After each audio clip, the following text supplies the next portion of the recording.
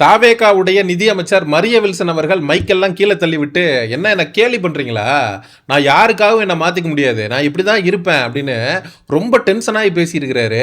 திமுகவுடைய அமைச்சர்கள் உங்களுடைய தமிழ் நல்லா இல்லை, நீங்க தமிழை தப்பு தப்பா பேசுறீங்க அப்படின்னு சொல்லி சுட்டி காட்டியிருப்பாங்க போல இருக்கு. அதில் டென்ஷனான மரிய வில்சன் அவர்கள் இந்த கேலி பண்ற வேலைலாம் இங்கே வச்சுக்கூடாது, என்னுடைய இயல்பு இதுதான், நான் இப்படிதான் பேசுவேன் அப்படின்னு சொல்லிட்டு ரொம்ப ஆணவத்தோடு ரொம்ப திமுரோடு சட்டசபையில் நடந்துக்கிட்டாரு. கேலி பண்றீங்களா?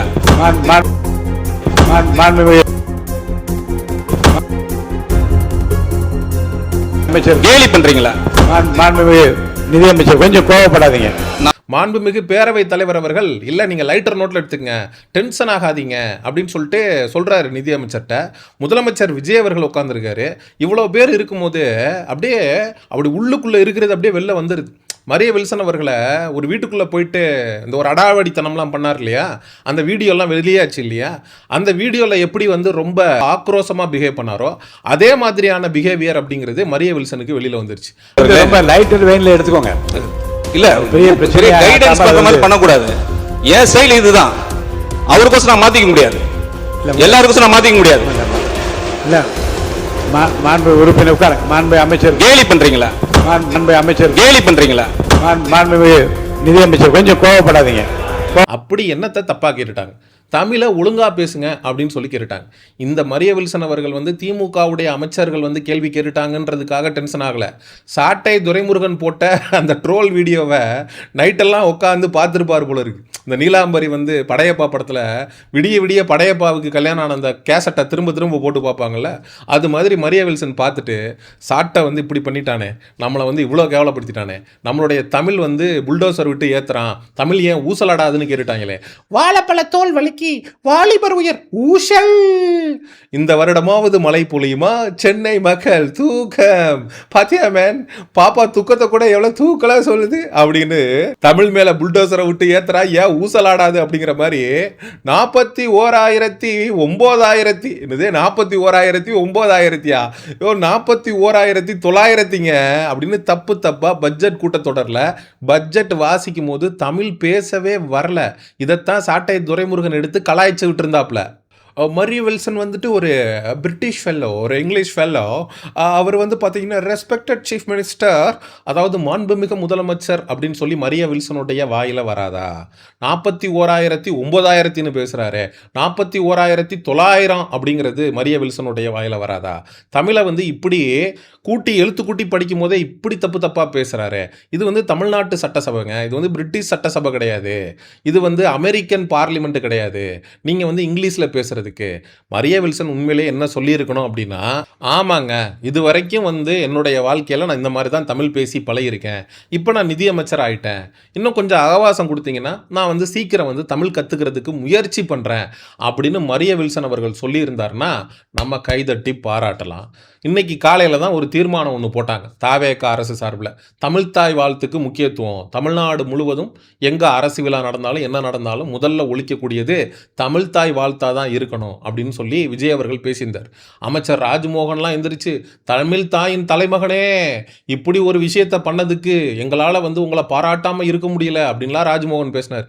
அதே ராஜ்மோகன் மரிய வில்சனை கை காட்டி, மரிய வில்சன் நீங்கள் தமிழை தப்பு தப்பாக பேசுகிறீங்க, இதை எதிர்க்கட்சிகள் விமர்சிப்பாங்க, மக்களுக்கும் கேட்கறதுக்கும் பார்க்கறதுக்கும் இது நல்லா இருக்காது, அதனால தமிழையும் கொஞ்சம் சீக்கிரம் நீங்கள் நல்லா மாற்றிக்கிட்டீங்கன்னா நல்லா இருக்கும் அப்படின்னு ராஜ்மோகன் அவர்கள் தன்னுடைய வரிசையில் உட்கார்ந்துருக்கக்கூடிய மரிய வில்சனை பார்த்து ஏன் கேட்கல?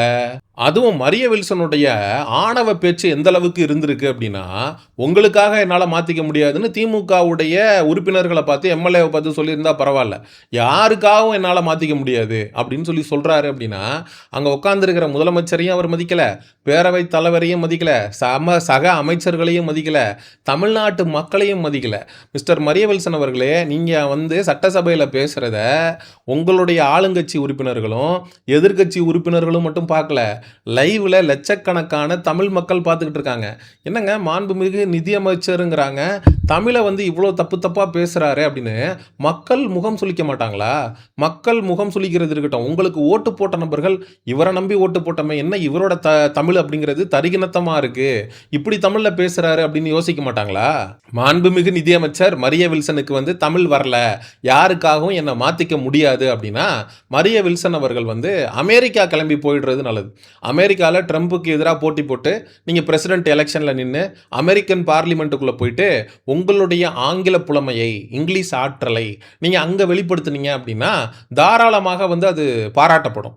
ஆனால் தமிழக சட்டசபையில் உட்காந்துக்கிட்டு தமிழ் மக்களுடைய ஓட்டை வாங்கி ஜெயிச்சுட்டு தமிழ் மக்களால் வந்து அமைச்சராயிட்டு பட்ஜெட்டு கூட்டத்தொடரை தப்பு தப்பாக படிச்சுட்டு தமிழ்நாட்டில் பட்ஜெட்டை வந்து படிக்கிறாங்க அப்படிங்கிறப்போ எல்லா ஸ்டேட்டுக்காரனும் உற்று நோக்கி பார்த்துட்டு இருப்பான். அதர் ஸ்டேட்டுக்காரன் என்னையா அவர் தமிழை தப்பு தப்பாக படிக்கிறாரு, தாய்மொழியே இவருக்கு ஒழுங்காக வரல, இவரெல்லாம் அமைச்சரா அப்படின்னு அடுத்த ஸ்டேட்டுக்காரன் நம்மளை பார்த்து வந்து அசிங்கமாக நினைக்க மாட்டானா? அப்போ உங்ககிட்ட ஒரு குறை இருக்குது, அதை சுட்டி காட்டுறாங்க அப்படிங்கிறப்போ அதை மாற்றிக்கிட்டு செயல்படுறது தான் ஒரு அமைச்சர் அப்படிங்கிறவர் மாண்புமிகு அமைச்சராக போற்றப்படுவார். அதை விட்டுட்டு நீங்கள் வீடு புகுந்து கலாட்டா பண்ணல மோட்லேயே சட்டசபையிலையும் வந்து நான் யாருக்காகவும் என்னை மாற்றிக்க முடியாது அப்படின்னு பேசுனீங்கன்னா கண்டிப்பாக மக்கள் உங்களை விமர்சிக்கத்தான் செய்வாங்க. சாட்டை துரைமுருகன் போன்றவர்கள் உங்களை வந்து ட்ரோல் பண்ணி வீடியோ போட தான் செய்வாங்க.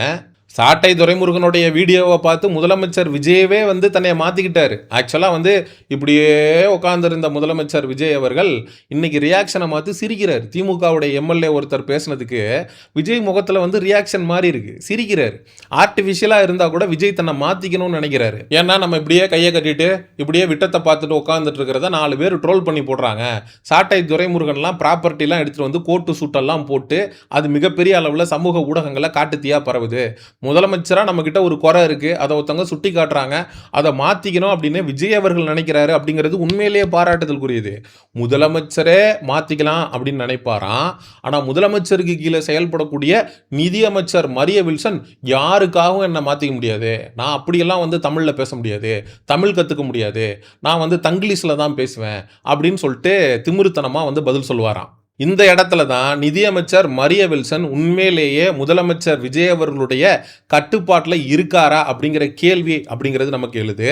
பேரவைத் தலைவர் சொல்கிறாரு, அப்பையும் கேட்க மாட்டேங்கிறாரு, கோபமாக பேசுகிறாரு, மைக்கை போட்டு உடைக்கிறாரு. முதலமைச்சர் விஜய் உட்காந்துருக்கிறாரு, அவருக்கும் மதிப்பு கொடுக்கல, ஓட்டு போட்ட மக்களுக்கும் மதிப்பு கொடுக்கல. உண்மையிலேயே தாவேகாவில் இயங்கக்கூடிய அமைச்சர்கள் எல்லாருமே விஜய்க்கு கட்டுப்பட்டு அந்த பயம்ங்கிறது விஜய் மேலே இருக்கா இல்லையா?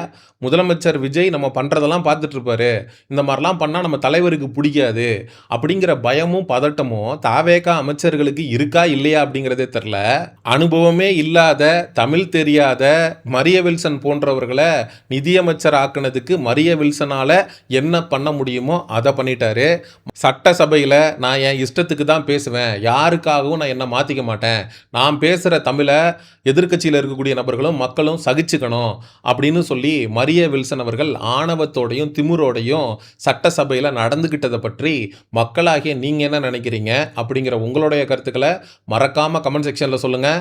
சமூக நிகழ்வு, அரசியல் சார்ந்த பதிவுகளுக்கு செயோனிசம் சேனலை சப்ஸ்கிரைப் பண்ணுங்கள். அடுத்த ஒரு காணொளி பதிவில் சந்திப்போம். நன்றி, வணக்கம்.